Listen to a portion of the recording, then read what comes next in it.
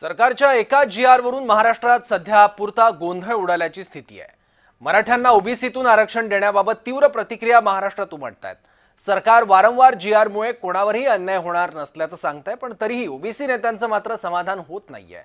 रस्त्यावरची लढाई आता कोर्टात जाऊन पोहोचली आहे। त्यात हैदराबाद गॅझेटमुळे या वादात बंजारा समाजाने सुद्धा आपल्या एका मागणीचं उडी घेतली आहे। त्यामुळे महाराष्ट्रातला आरक्षणाचा गुंता आणखी वाढत चाललाय। यावरून आता राज्य जाती अराजकतेच्या उंबरठ्यावर जातं की काय अशी भीती निर्माण झाली आहे।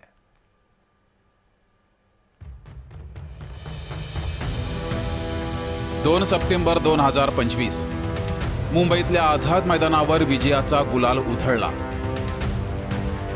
हा गुलाल होता मराठ्यांच्या विजयाचा, मराठ्यांच्या ओबीसी प्रमाणपत्रासाठी हैदराबाद गॅझेट लागू केल्याचा। सरकारनं काढलेल्या एका GRनं या आंदोलनाची सांगता झाली, पण आठवड्याभरातच याच GRनं सरकारसाठी ढीगभर समस्यांचा पेटाराच उघडलाय।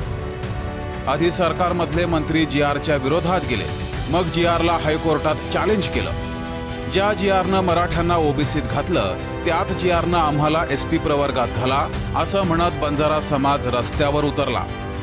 ओबीसींचं आरक्षण घेतलं असं म्हणत एका बांधवानं आत्महत्या केली आहे आणि या सगळ्या प्रकरणाला राजकीय वळण लागलंय। पुढे शब्दाची कोणतीही स्पष्ट व्याख्या नाही, त्यामुळे गोंधळ वाढणार।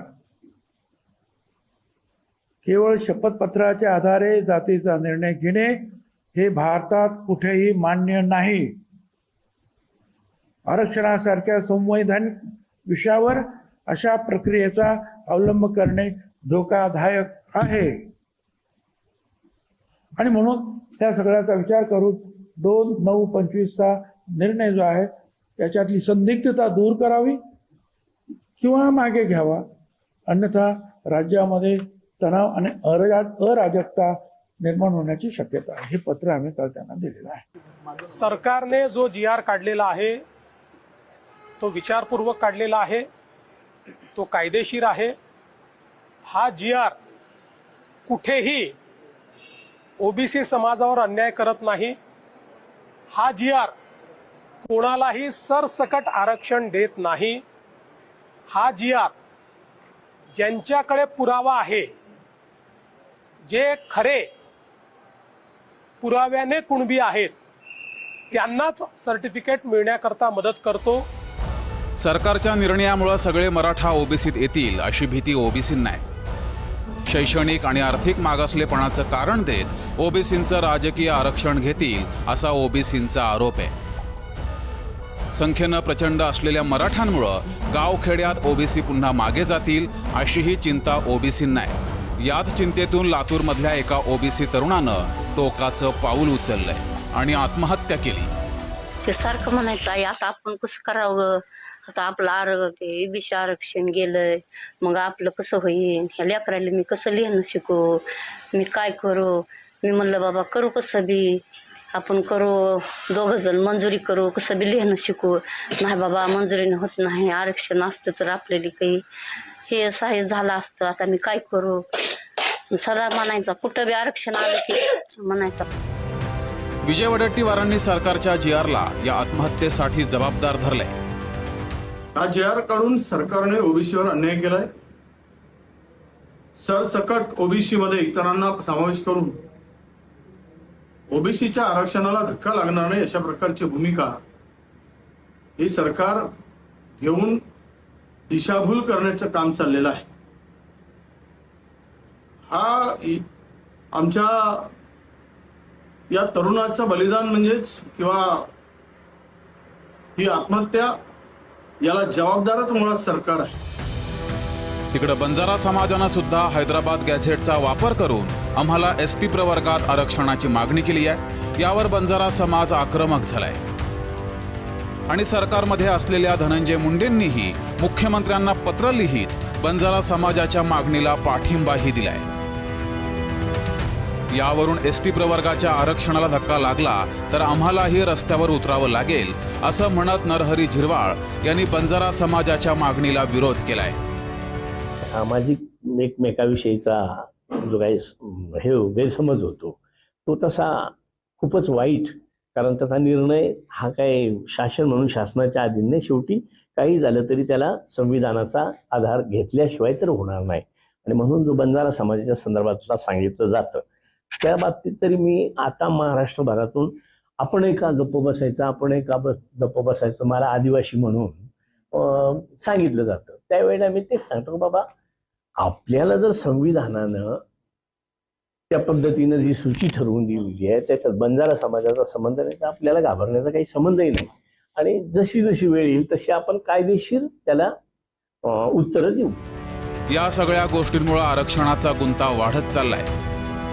एकीकडे मराठा समाजातून GR बद्दल व्यक्त होणारा अविश्वास, GR वरून ओबीसींची प्रचंड नाराजी, सरकारमधल्याच नेत्यांची सरकारविरोधात उघड उघड भूमिका आणि वेगवेगळ्या समुदायांची आरक्षणासाठी होणारी आंदोलनं, या सगळ्या कात्रीत सरकारची चांगलीच अडचण होतीये. GRच्या निमित्तानं एक आंदोलन तर थोपवलंय, पण त्यानंतर आव्हानांची जी मालिका उभी राहिली आहे ती कशी थोपवणार हा प्रश्न आहे. ब्युरो रिपोर्ट, जय महाराष्ट्र न्यूज, मुंबई.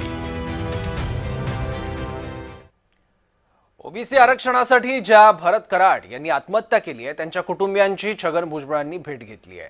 लातूरच्या रेणापूर तालुक्यातील वागदरी गावात जात कराड कुटुंबाचं भुजबळांनी सांत्वन केलं. यावेळी कुटुंबियांच्या वेदना बघून भुजबळांनाही आपले अश्रू अनावर झाले. तसंच ओबीसी आरक्षण वाचवण्यासाठीचा लढा आपण लढणार आहोत, कोणीही आत्महत्या करू नका असं भुजबळांनी म्हटलं. तसंच पंकजा मुंडेंनीही आत्महत्या करू नका असं आवाहन केलं.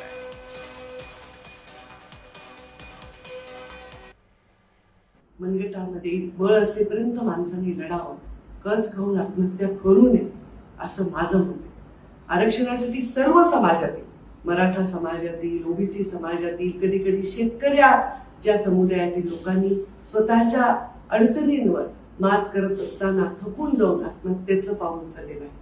मी सर्वांना हात जोडून हीच विनंती करेन, आपल्या हक्कासाठी जरूर लढा, पण आत्महत्येसारखं पाऊल उचलू नका. आणि ही प्रार्थना मी सर्व समाजाच्या लोकांना करत आहे. भुजबळांच्या सांत्वनपर भेटीनंतर भरत कराड यांच्या भावाने काय प्रतिक्रिया दिली आहे ती पाहूयात.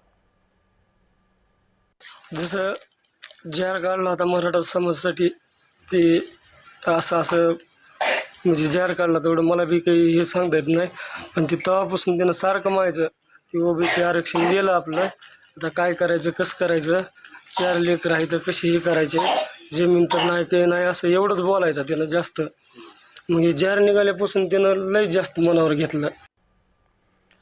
कराड कुटुंबियांच्या सांत्वनपर भेटीनंतर भुजबळांनी मराठा आरक्षणाबाबत अनेक प्रश्न उपस्थित केले. तसंच आम्ही लहान समाजात जन्माला आलो, हे आमचं पाप आहे का असा संतप्त सवालही भुजबळांनी केलाय.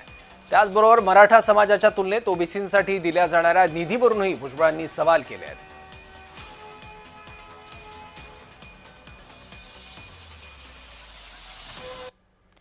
मराठा आरक्षणाबद्दल छगन भुजबळांनी आज महत्त्वाचे प्रश्न उपस्थित केलेले आहेत. ते प्रश्न नेमके काय ते पाहूयात. अनेक माजी मुख्यमंत्री आहेत, केंद्रात मंत्री झालेले आहेत, मराठा समाजाचे नेते, आमदार आहेत, खासदार आहेत, जे शिकलेले आहेत, ज्यांना हे समजतं त्यांच्याकडून मला उत्तरांची अपेक्षा आहे. ज्याला काही समजत नाही, अशिक्षित आहे, माहीत नाही, त्यांच्याकडून मला ह्या उत्तराची अपेक्षा नाही. माझी विनंती आहे त्यांना, तुम्ही व्होकल व्हायला पाहिजे, तुम्ही बोलायला पाहिजे, बोला. आरक्षणावरून भुजबळांनी काही सवाल सुद्धा केले. ते प्रश्न काय आहेत बघूयात. 10% मराठा आरक्षण रद्द करायचं का असा सवाल त्यांनी काही सुज्ञ मराठ्यांचा उल्लेख करत केलाय. त्याचबरोबर सगळं सोडून फक्त ओबीसीतून आरक्षण पाहिजे का असाही सवाल त्यांनी केलाय. एससीबीसी 10%, ईडब्ल्यूएस 10% आरक्षण नको का.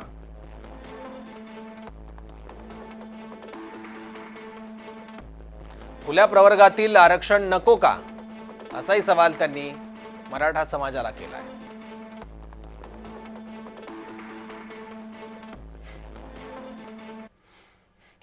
सरकार ओबीसींच्या पाठीशी असल्याचं मुनगंटीवार म्हणाले. तर राज्य सरकारने मराठा आरक्षणासंदर्भात काढलेला GR हा कायद्याच्या चौकटीत बसणारा असल्याचं उपमुख्यमंत्री एकनाथ शिंदे यांनी म्हटलंय.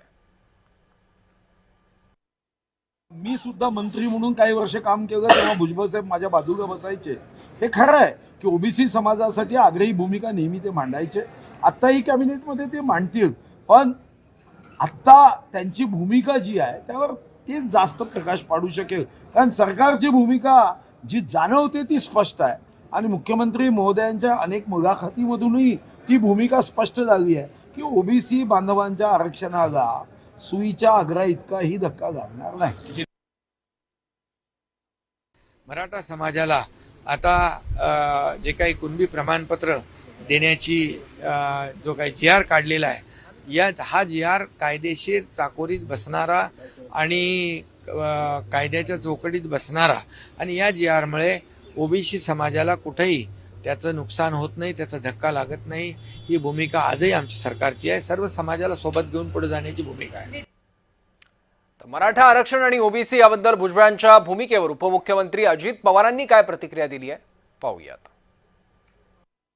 आम्ही जे सरकार चालवतोय त्यामध्ये कुठल्याही घटकाला आम्हाला नाराज करायचं नाही. आमची पहिल्यापासून भूमिका ती आहे, राज्याच्या प्रमुखांनी पण ती सांगितलेली आहे. आता हा निर्णय झाल्यानंतर वेगवेगळ्या प्रकारे मतप्रवाह, वेगवेगळे मान्यवर प्रत्येकाला संविधानाने, लोकशाहीनी आणि घटनेने बोलण्याचा अधिकार दिलेला आहे. परंतु आमचा एकच प्रयत्न आहे की ह्या महाराष्ट्रामध्ये जातीय सलोखा राहावा, सगळ्यांना त्यांचा न्याय त्या ठिकाणी मिळावा आणि तशा प्रकारचा प्रयत्न आमच्या महायुतीच्या सरकारचा आणि महायुतीच्या सरकारमध्ये काम करत असणाऱ्या आमच्या सर्व प्रमुखांचा आहे. आता भुजबळांनी टोला हाणल्यावर जरांगे शांत राहणं शक्यच नव्हतं. भुजबळ आयता आरक्षण खातात, आम्ही कष्टानं आरक्षण मिळवलं म्हणून त्यांना वाईट वाटतंय, या भाषेत जरांगेंनी भुजबळांचा समाचार घेतलाय. फक्त पद मिळवायचं काम करतो ह्यो. याने कोणचंच काम सुविधा केलेलं नाही. त्याला ते दबावापोटी आयतं होतंय. इथं मराठ्यांनी मर्दानगीसारखं लढून मिळवलंय. तुझ्यासारख्या आयत्या पिठावर योगाने वडीत आम्ही. आमचं आरक्षण खातोचे खातो 16%, परत 2% वरचं खातो आणि आम्हाला ज्ञान शिकवतोय तू. आता ते त्याच्या मुळावर बसायला लागलं हे सगळं. मग आता सत्य पचत नाही तर रडायला लागलं. कणत आता दाटूमुठी असं व्हायला लागलं ओबीसीचं, तसं व्हायला लागलं ओबीसीचं. ओबीसीचं काही व्हायला नाही लागलं. नाही, तो आरक्षण कोणी हिरावून घेतलं? तो आरक्षणावर अतिक्रमण कोणी केलं? तुला कळतंय का काय बोलते का नाही? त्याच्या ध्यानातच राह ना. आता काय इसर बळ्या झालाय तेव्हा. इसर बळ्या मंत्री नाव द्यायला बरं राहील त्याला. त्याच्या ध्यानात राह ना. आता त्याला चकवा झाल्यासारखं व्हायला लागलंय ते. असं त्याच्यावर काही तर 2-4 लिंब फिंब जर एखादा बाबा भेटत असला तर कुठं बघा म्हणा, लिंबू बिबे फिबे बांधा त्याच्या गळ्यात, मिरच्या काही 5-25. हैदराबाद गॅझेट लागू करण्यासंदर्भात जो शासनादेश काढण्यात आला होता त्याविरोधात आता 3 याचिका दाखल करण्यात आल्या आहेत. जी आर रद्द करण्याची मागणी या याचिकांच्या माध्यमातून करण्यात आली आहे. या याचिकांवर आता सोमवारी सुनावणी होणार आहे. यावर मुंबई उच्च न्यायालय काय निर्णय घेतं हे पाहणं महत्त्वाचं असेल.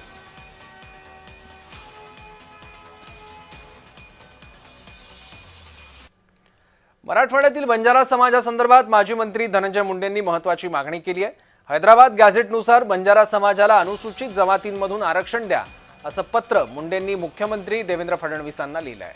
देशातील अन्य राज्यांमध्ये बंजारा समाज एसटी प्रवर्गात येतो, महाराष्ट्रात मात्र हा समाज एनटी मध्ये मोडतो. त्यामुळे महाराष्ट्रातही बंजारा समाजाला एसटी प्रवर्गात समाविष्ट करावं अशी मागणी धनंजय मुंडेंनी केली आहे.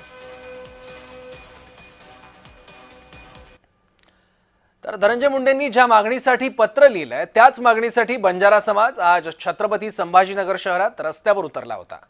आम्हाला देखील आदिवासी श्रेणीचं आरक्षण द्या या मागणीसाठी बंजारा समाजानं मोर्चा काढला होता. एसटी प्रवर्गातून आरक्षण देण्याची बंजारा समाजाची मुख्य मागणी आहे आणि हीच मागणी केंद्रस्थानी ठेवत जागोजागी बंजारा समाजाची आता आंदोलनं सुरू आहेत.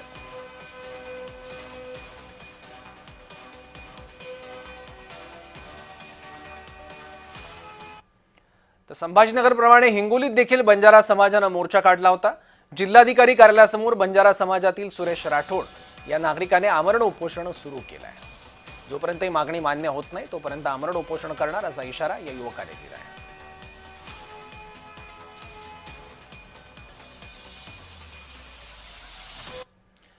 बीड शहरात आज जिल्ह्यातील बंजारा समाजाची व्यापक बैठक पार पडली. आजच्या बैठकीतून काही महत्त्वाचे निर्णय घेण्यात आले आहेत. यामध्ये हैदराबाद गॅझेटनुसार एसटी आरक्षणात बंजारा समाजाचा समावेश करावा या प्रमुख मागणीसाठी 15 सप्टेंबरला मोर्चा काढण्याचा निर्णय घेण्यात आलाय. आरक्षणाचा प्रश्न मार्गी न लागल्यास आंदोलनाचा इशारा बंजारा समाजाकडून देण्यात आलाय.